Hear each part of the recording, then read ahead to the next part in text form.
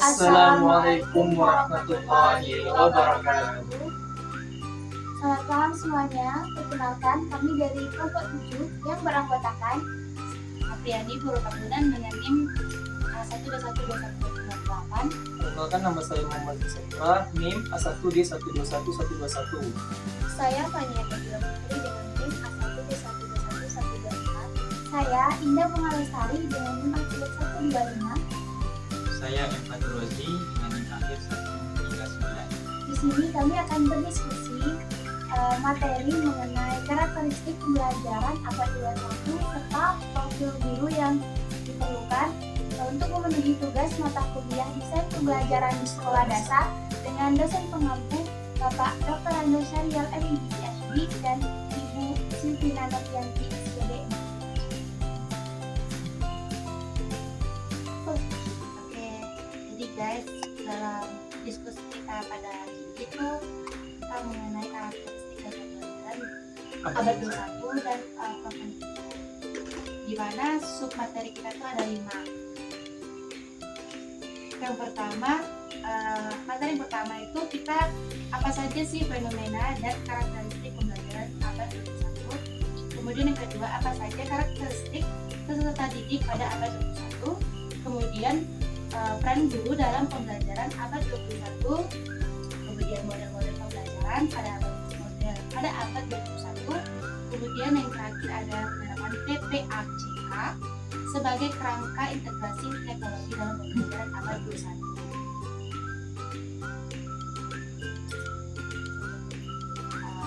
Kita bahas satu-satu ya guys, yaitu di mana yang materi yang pertama, fenomena dan karakteristik pembelajaran abad 21.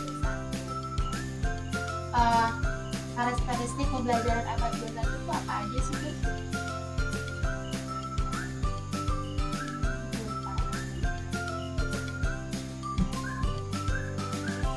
Untuk karakteristik fenomena pembelajaran abad 21 yaitu proses pembelajaran yang hanya mengandalkan buku paket dan guru sebagai satu-satunya sumber utama, menjadi sulit untuk terjadi pembelajaran mutakhir. Mengikuti perkembangan ilmu pengetahuan, pemanfaatan big data sebagai sumber belajar menjadi keniscayaan pembelajaran abad 21. Berfokus kepada materi penting, namun fokus kepada pengembangan keterampilan belajar menjadi lebih penting. Peserta didik harus belajar cara melacak, menganalisis, mensintesis, mengubah, mendekonstruksi, bahkan menciptakan lalu membagikan pengetahuan pada orang lain. Fokus guru sebenarnya memberikan kesempatan peserta didik untuk menghubungkan materi yang dipelajari dengan benar.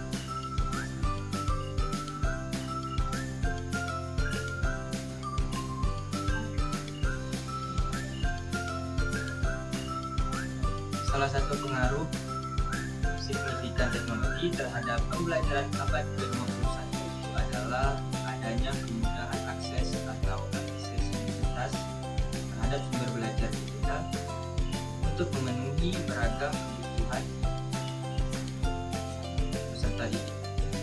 Komponen pembelajaran abad ke-21 yang meningkat interaksinya satu sama lain, yaitu yang pertama, aktivitas instruktur, guru, mentor, fasilitator.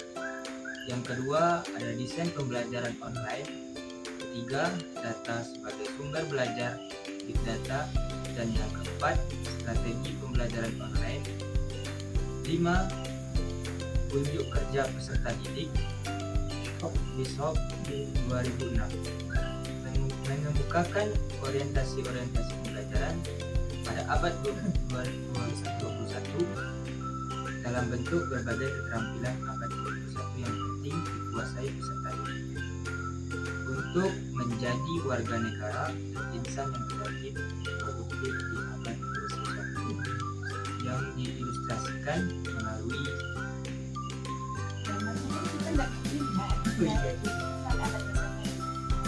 di sini sudah dituliskan gambarnya. Lampunya dikerji biar kita Nanti nggak pas usah. kita di nanti gambar saja. Nanti kita bisa. Next slide. Aku. Di sini juga dijelaskan bahwa fenomena pembelajaran abad 21 itu ditandai dengan istilah fenomena disrupsi. Nah, fenomena disrupsi itu ditandai sebagai berikut. Yang pertama itu kita itu belajar tidak lagi terbatas pada paket-paket pengetahuan terstruktur, namun belajar pakai data sesuai dengan atau continuum learning. Dua, pola belajar menjadi lebih informal. Yang ketiga, keterampilan belajar mandiri semakin berperan penting. Dan yang keempat itu banyak cara untuk belajar dan banyak sumber yang bisa diakses untuk belajar secara besar-besaran.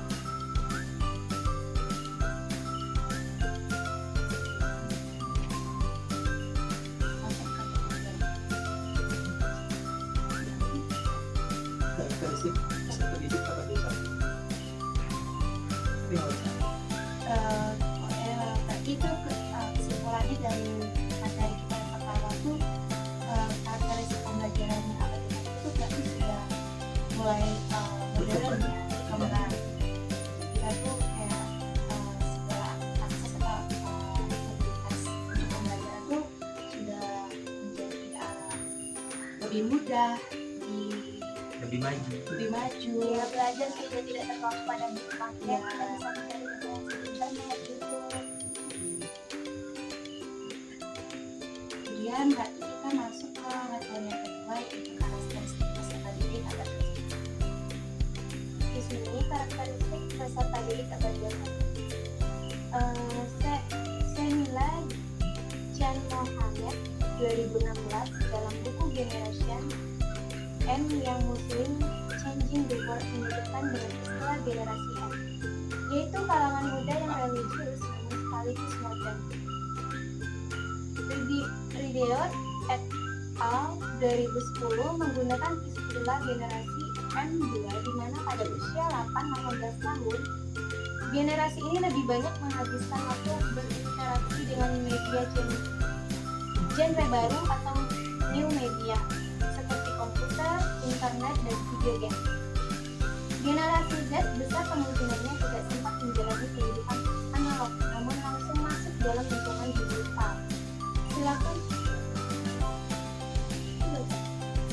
Sedangkan ini bukan hanya berubah. Iya.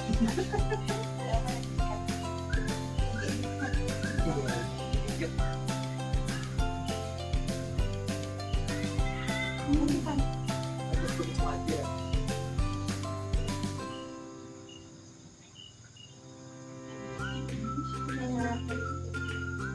Objektif generasi Z. Seperti apa karakteristik generasi Z? Mari kita cermati bersama-sama.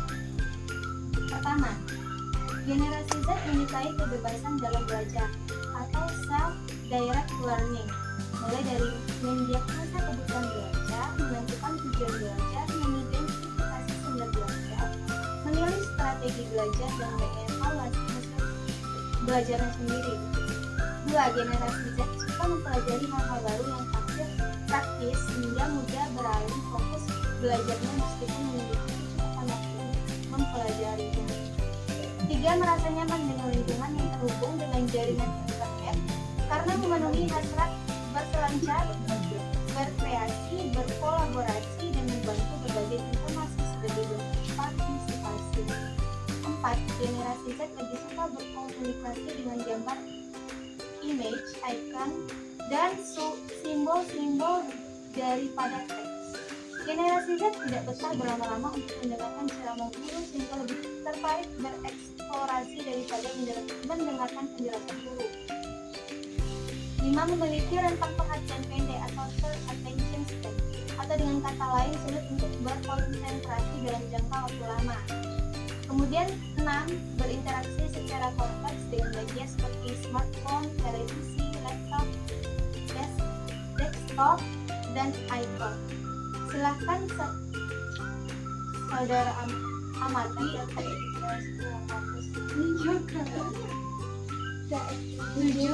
Generasi Z lebih suka membangun eksistensi di media sosial daripada di lingkungan nyata dan cenderung memilih menggunakan aplikasi seperti Snapchat, Secret, dan Whisper daripada WhatsApp. Jadi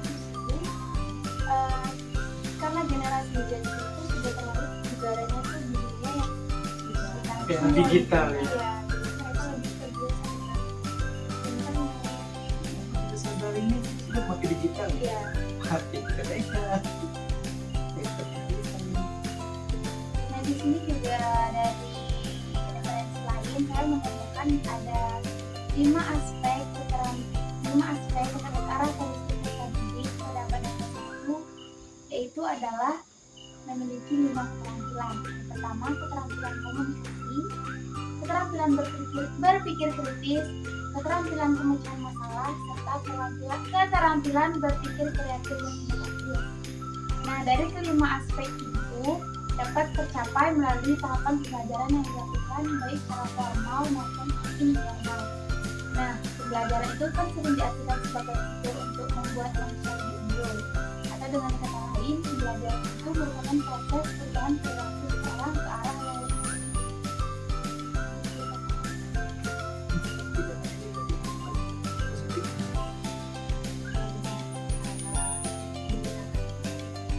Bijak ya. Hasilnya juga pasti kita nggak tahu.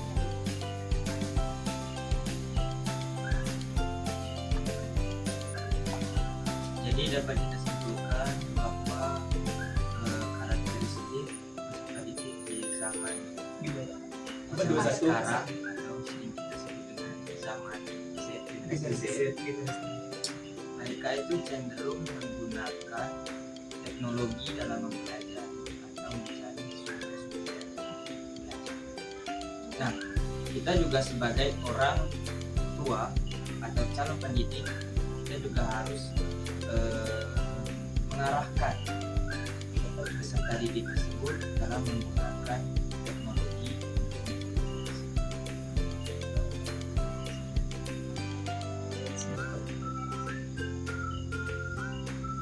Ada dari referensi lain?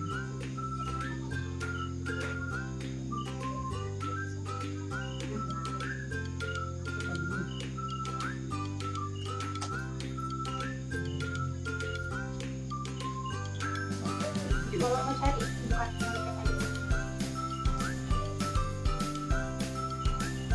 Belum jadi. Klik note belum. Pergi lagi ngelek. ini ya masih tahu enggak langsung ke peran. Kamu nggak baca peran. Kamu kan sudah baca. Ambil lagi. Boleh. Kemudian kita masuk ke materi yang ketiga, yaitu peran guru dalam pelajaran abad 21. Jadi upaya pertama yang penting bagi guru adalah merubah cara pandang terhadap generasi Z. Guru perlu meyakini bahwa generasi Z memiliki potensi kreatif yang dapat menghasilkan gagasan cemerlang apabila diberikan kesempatan berkreasi. Peserta didik perlu diberi kepercayaan dalam melacak, menemukan, mengelola, menerapkan, menganalisis, mensintesis, mengevaluasi, dan menciptakan suatu dengan memanfaatkan. Ulangi ya. Kemudian selanjutnya materi yang ketiga yaitu peran guru dalam pembelajaran abad 21. Upaya pertama yang penting bagi guru adalah merubah cara pandang terhadap generasi Z. Guru perlu meyakinkan bahwa generasi Z memiliki potensi kreatif yang dapat menghasilkan gagasan cemerlang apabila diberi kesempatan berkreasi. Peserta didik perlu diberi kepercayaan dalam melacak, menemukan, mengolah, menerapkan, menganalisis, dan lain-lain untuk menciptakan sesuatu dengan memanfaatkan beragam perangkat dan sumber yang dimiliki.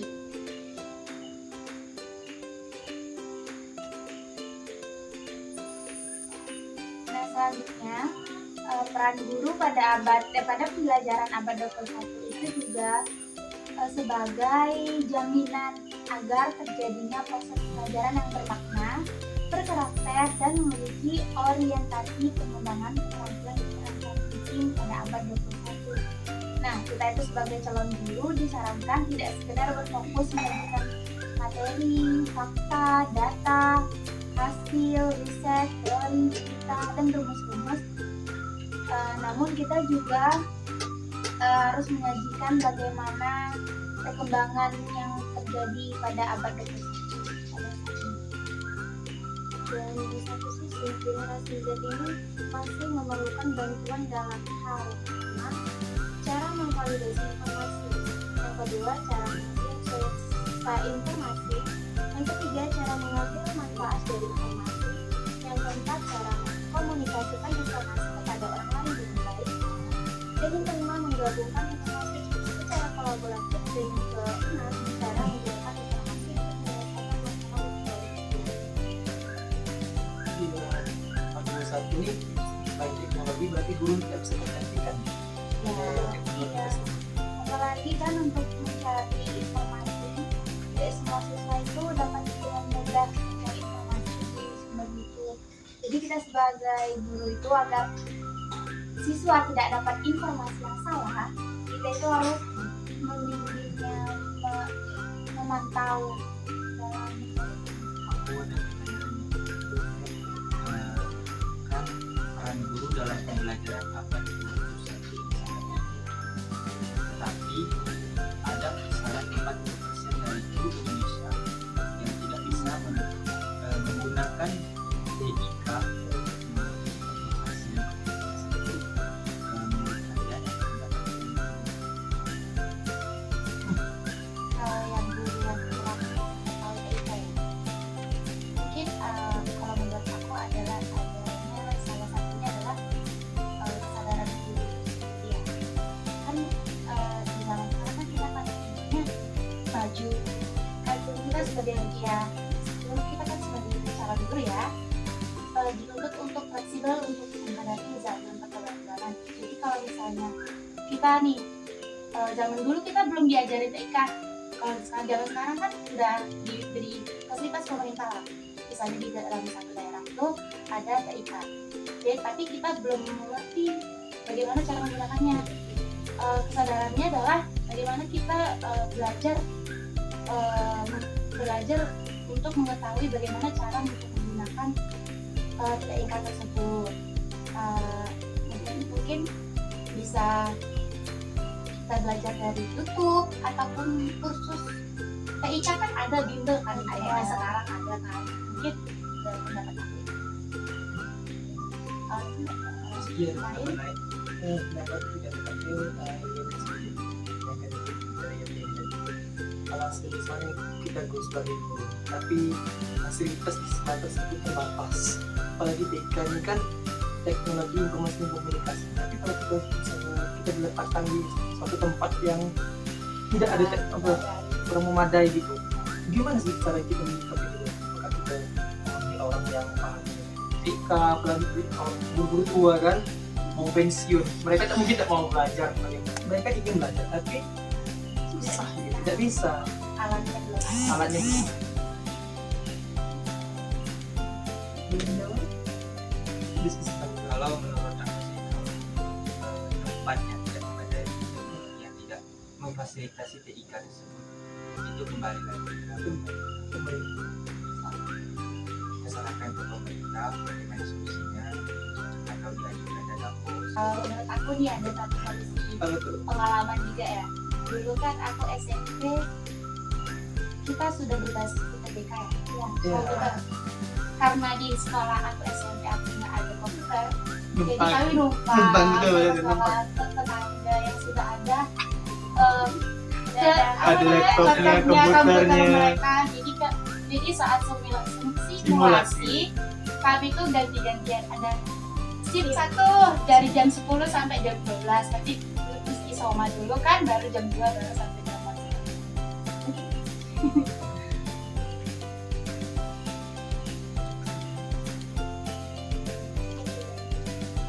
Di sini saya juga ada sedikit tambahan dari data lain di mana menurut Mulyono pada tahun 2021, guru pada abad 21 itu berperan sebagai fasilitator dan menyediakan stimulus baik berupa strategi pembelajaran, bimbingan dan bantuan ketika peserta didik mengalami kesulitan belajar.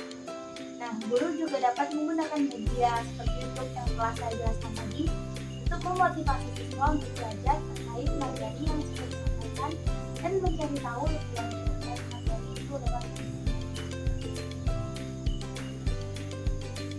Jadi kesimpulannya ya, sebagai calon pendidik atau guru ya, kita harusnya dapat membimbing dan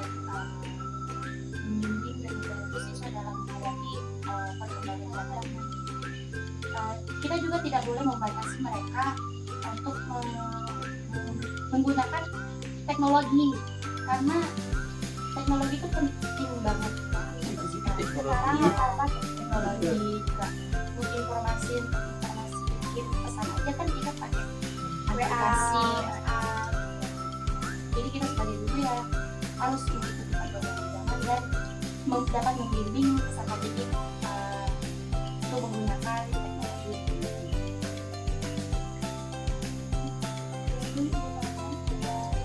Saya lagi bertanya cukup yang materi tadi.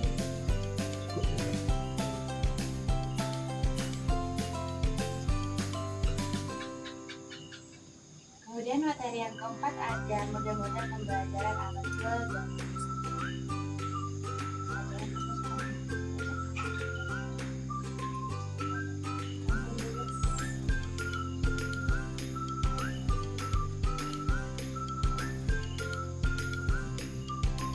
Model-model pembelajaran abad ke-21. Tujuan dalam penerapan model pembelajaran abad ke-21 yaitu meningkatkan kemampuan rasa tanggung jawab mahasiswa terkait materi yang akan dipelajari dengan proses kegiatan pembelajaran yang akan diterapkan dan menghindari proses yang menakutkan dalam proses pembelajaran itu sendiri. Terus model-model pembelajaran abad ke-21 itu apa aja sih? Pertama tuh Kalau di sini ada 9 model ya yang saya tentukan. Pertama boleh Rizky tolong sebutkan. yang pertama discovery learning, yaitu belajar melalui penelusuran, penelitian, penemuan, dan pembuktian. Contoh dalam pembelajaran, guru menugaskan peserta didik untuk menelusuri faktor penyebab terjadinya banjir di daerah setempat. Peserta didik bekerja secara kelompok menelusuri informasi dengan mewawancarai penduduk, disertai pelacakan informasi di internet. Bimbingan disesuaikan dengan usia dan kemudian diminta untuk membuat kesimpulan lanjutan investigasi.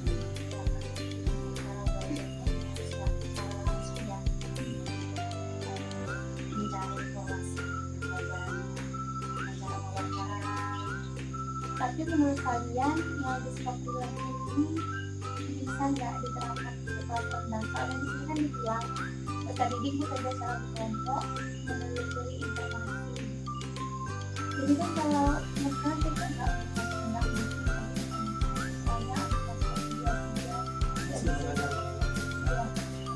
Kalau menurut aku discovery learning bisa diterapkan pada anak kelas fase B dan C, karena anak di fase A masih tahap mengenal.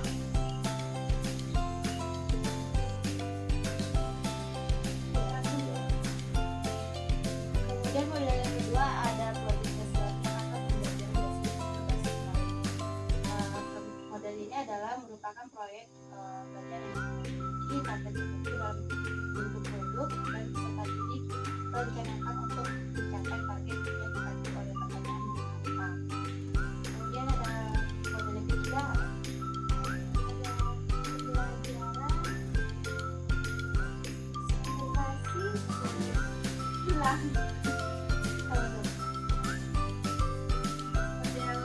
Jadi pada yang ketiga itu ada pembelajaran berbasis produk.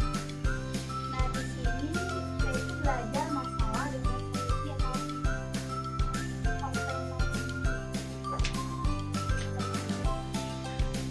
iya solusi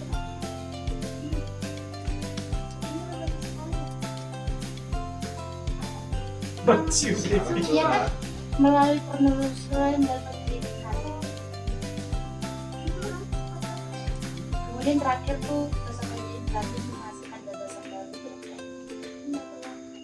Nah, yang ketiga itu ada pembelajaran berbasis proyek. Nah, pada pembelajaran ini kita itu belajar berdasarkan masalah dengan solusi open-ended. Nah, melalui penelusuran dan penyelidikan sehingga kita dapat menemukan banyak solusi dari masalah tersebut. Dalam pembelajaran bersifat ini, peserta didik itu terlatih untuk menghasilkan gagasan baru, kreatif, berpikir tinggi, kritis, berlatih komunikasi, berbagi, serta lebih terbuka dalam bersosialisasi dalam konteks pemecahan masalah. Nah teman-teman, tadi kan ada pembelajaran berbasis project based learning. Nah sedangkan ini kan pembelajaran berbasis proyek, kan sama-sama berbasis proyek nih. Jadi yang membedakan antara dua pembelajaran itu apa? Yang modul.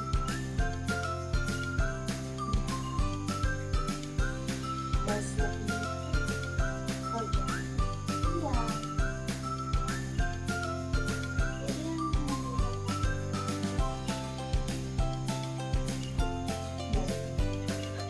membedakan Apa di itu dari buku apa? iyalah kan kita project pembelajaran berbasis proyek. PJBL sih dan Iya, yang satunya kan PJBL. Nah yang satunya itu nggak ada bahasa Inggrisnya, cuma pembelajaran Enggak berbasis- PJBL lah, PBL. PBL, Kalau PBL pembelajaran Based learning kan? PBL. PBL dan enggak, PJBL. yang aku tanya di sini ini loh. Ini kan tadi kan ada 9 model. Nah kita kan baru baca 3 nih. Nah pembelajaran yang kedua sama yang ketiga ini sama. Tapi yang kedua ini tuh ada bahasa Inggrisnya, project based learning. Gimana yang ketiga pembelajaran bahasa Aku nggak tahu sih Chelsea ini mengembangkan beda bahasa. Oh, di buku bapak ada. Kalau contohnya di sini bisa jadi mengeksplorasi. kalau contoh Nah sedangkan yang satu mengatasi dua itu masalah. mengembangkan gagasan. Jadi terlatih untuk menghasilkan gagasan, menghasilkan atau mengembangkan gagasan. Karena mengembangkan kan sudah ada. Kalau menghasilkan kan nggak punya ciptaan. Iya, tapi yang membedakan antara ini sama-sama berbasis proyek. Oh mungkin hasil proyeknya. Nanti tolong kan. Coba ini atau pada Coba kita cari sintaksnya project based learning sama pembelajaran bahasa tingkat sintaks. tingkat apa nih? Project based learning PJBL.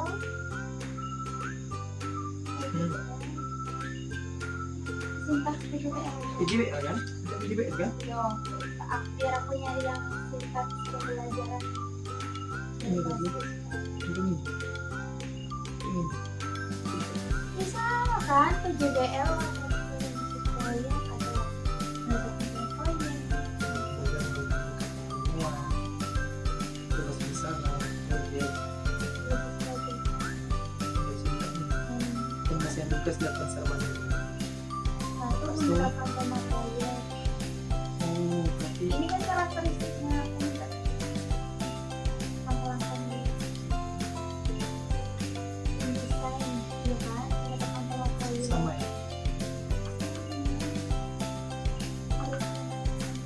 Menyusun jadi pembuatan terkait dengan proyek, uji hasil, evaluasi. Sama ya. Kameranya masih yang beda. Cuma tapi beda ya.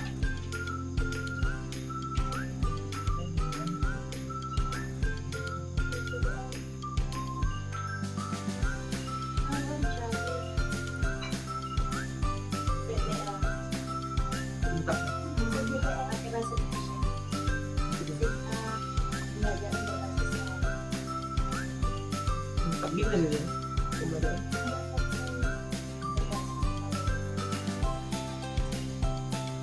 Project.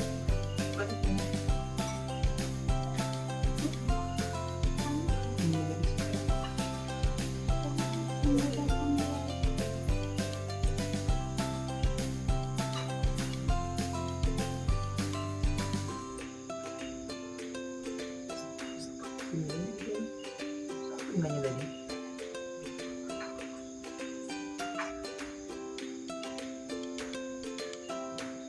Dari contohnya atas masalah.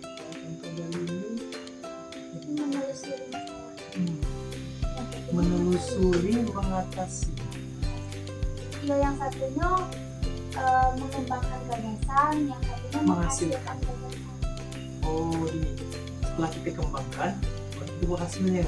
Oh, Tidak. berarti iya mungkin ini lanjutannya dari Lanjutan. satuin berarti itu salah. Mungkin tidak ada salah, mungkin memang lanjutan dari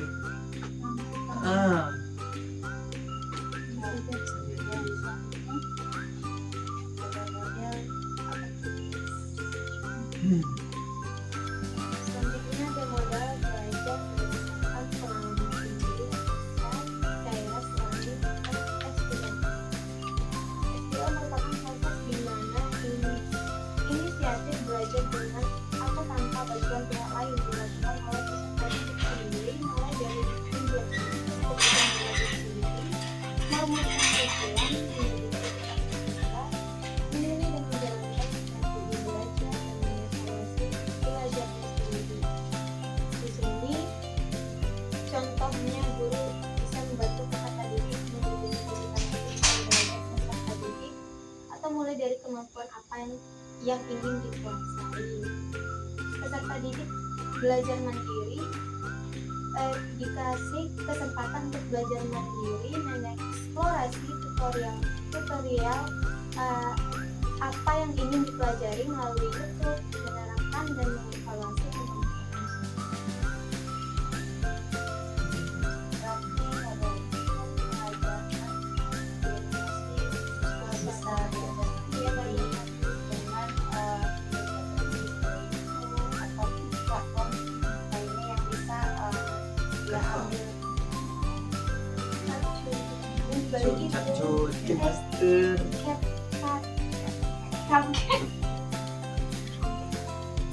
Udah bisa kan? Lanjut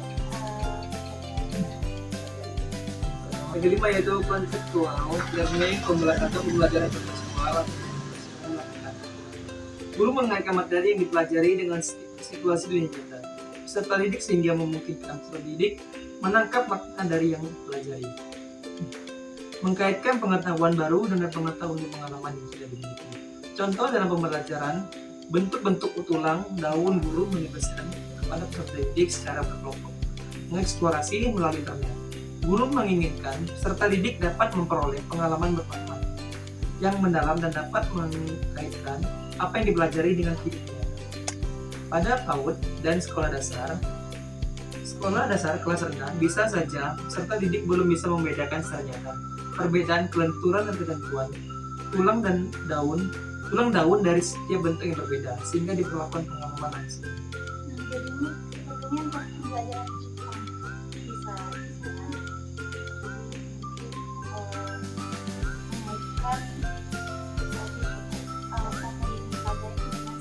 Jepang bisa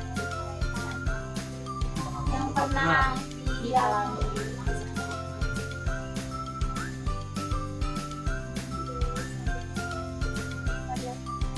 Kode selanjutnya yaitu modal bermain peran dan simulasi. Peserta didik bisa diajak untuk bermain peran dan menunjukkan adegan, gerakan, model, pola, prosedur.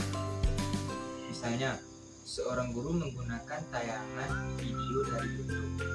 Peserta didik diminta untuk mencermati alur cerita dan peran dari tokoh-tokoh yang ada. Nah, kemudian berlatih sesuai tokoh yang diperankan. Pada tataran lebih kompleks, membuat cerita sendiri. Kemudian, memperagakannya menjadi Bisa digunakan untuk anak-anak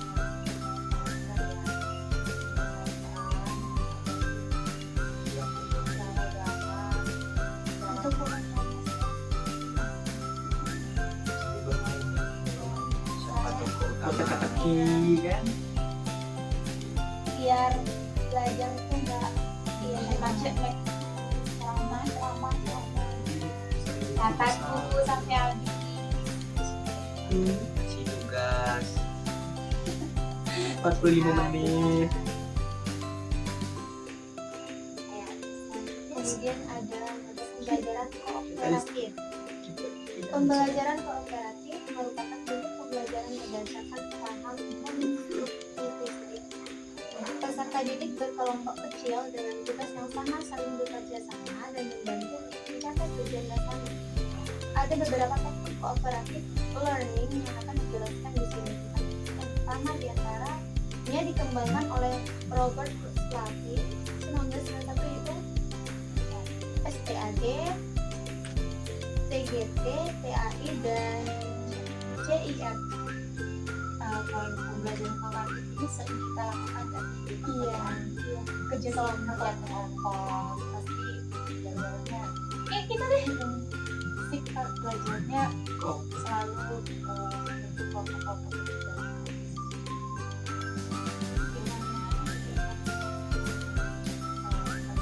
Tujuannya buat kelompok itu Dalam kelompok itu kita dilatih untuk bisa bekerja sama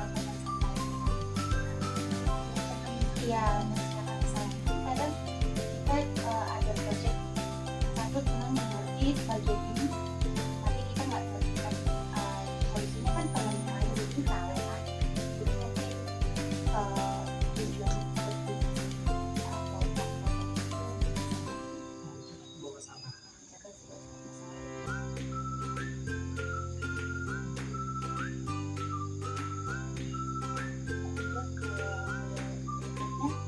Ada pembelajaran kolaboratif, itu merupakan belajar dari segala tim dengan tugas yang berbeda untuk mencapai tujuan bersama.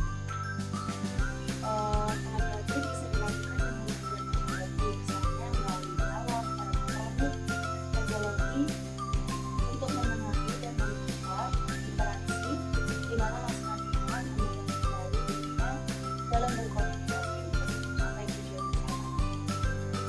Fasilitasi bisa dibuka dulu untuk kelompok melakukan berarti belajar kooperatif sama ya. Secara kooperatif dibikin satu kelompok akan tetapi beda-beda permasalahan. Kolaborasi Setiap sama oke sama dengan sama.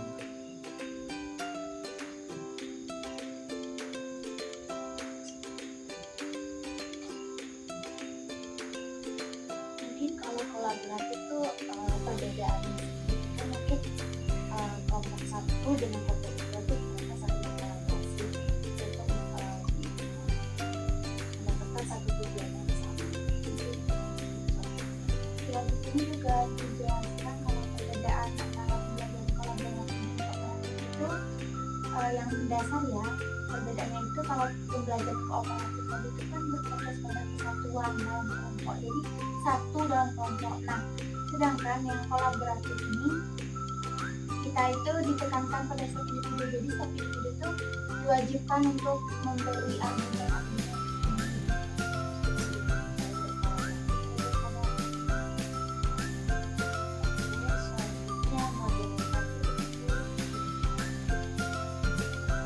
Selanjutnya model yang terakhir itu adalah small group discussion atau diskusi kelompok.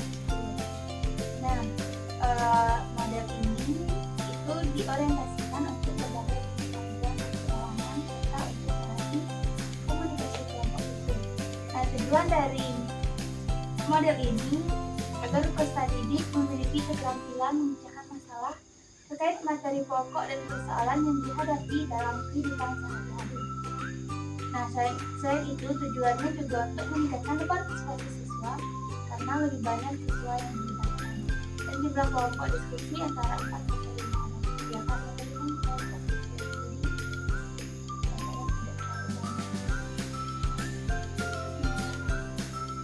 tujuan dari kelompok ini juga untuk melatih kecakapan dalam berpikir, kecakapan dalam berkomunikasi, kemampuan kepemimpinan, rimba, dan pentingnya.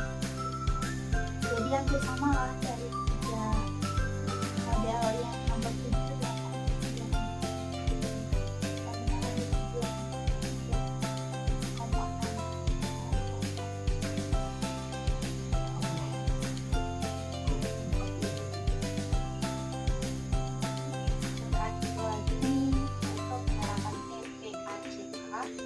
sebagai perangkat integrasi teknologi dan pembelajaran aplikasi. TPACK itu apa sih? TPACK itu merupakan singkatan dari Technological, Pedagogical, Content. Nah, singkatan tersebut itu merupakan perwujudan dari setiap komponen teknologi yang itu meliputi mengenai kemampuan pedagogik dan penguasaan dalam konten teknologi. Hal ini didorong oleh adanya pembaharuan dan modernisasi yang mengharuskan siswa memiliki tujuh kemampuan bertahan di antara dua Ya, jadi TPACK ini merupakan satu integrasi sistem pembelajaran yang dimana guru dapat mengorganisasi kelas dengan logistik dan materi atau bahkan bergabung dengan menggunakan siswa dapat menunjang pemahaman siswa secara baik. TPACK ini baru diterapkan pada abad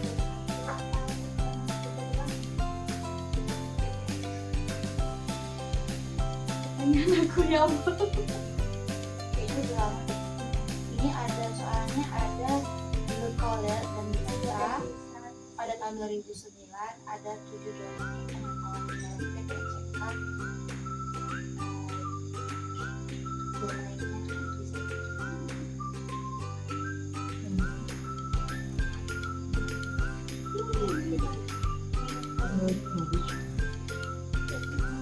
Jadi terdapat 7 domain pengetahuan dalam TPACK yang digambarkan oleh Dennis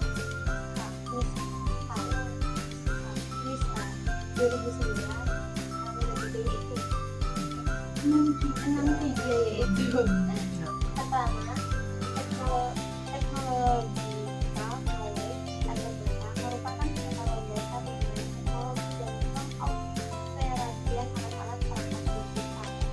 Yang kedua, content knowledge atau CK pengetahuan dasar mengenai disiplin belajar dan metode pembelajaran perlu dipahami dengan benar oleh para pengajar. Informasi yang semakin menyebar dengan cepat membuat peserta didik terbiasa untuk eksplorasi lebih. Yang ketiga ada pedagogical knowledge atau PK. Pedagogik merupakan kompetensi yang wajib dimiliki oleh seorang pendidik. Kemudian ada pedagogical content knowledge atau PCK. Gagasan ini merupakan gagasan pertama yang dicetuskan oleh Sulman pada tahun 1986. Inti pemikirannya adalah tentang pengajaran efektif yang memisahkan konten pembelajaran dan pedagogik. Kemudian ada technological content knowledge atau TCK, meliputi penguasaan pengetahuan dasar mengenai teknologi dan konten pembelajaran. Kemudian ada technological pedagogical knowledge atau TPK, menyatukan dua pengetahuan dasar yaitu teknologi dan pedagogik. Dan yang terakhir ada technological pedagogical dan content knowledge atau TPACK. Ialah satu interaksi dan integrasi antara ketiga pengetahuan dasar teknologi, pedagogik, dan konten pembelajaran.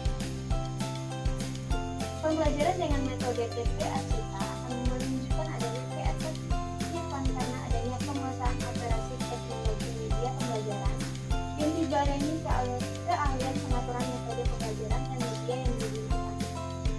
Penguasaan materi oleh guru akan membuat pembelajaran lebih terarah. Jadi TPACK ini dapat disimpulkan memanfaatkan media pembelajaran.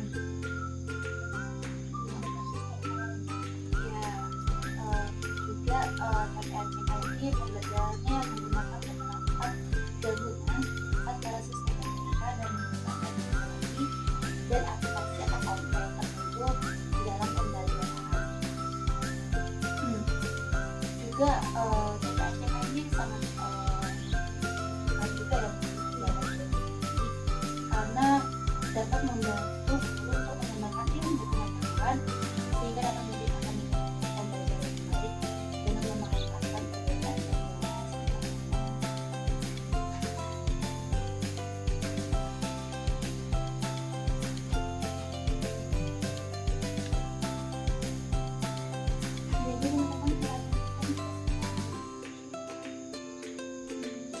nanti kita tinggal memasukkan saja.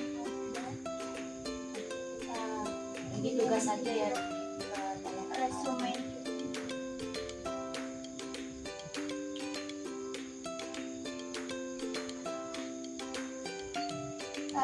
Baiklah, terima kasih. Sekian diskusi kami pada materi karakteristik pembelajaran pada abad 21 serta profil guru yang diperlukan. Lebih dan kurangnya kami mohon maaf. Sekian dari kami. Terima kasih. Assalamualaikum warahmatullahi wabarakatuh. See you next time.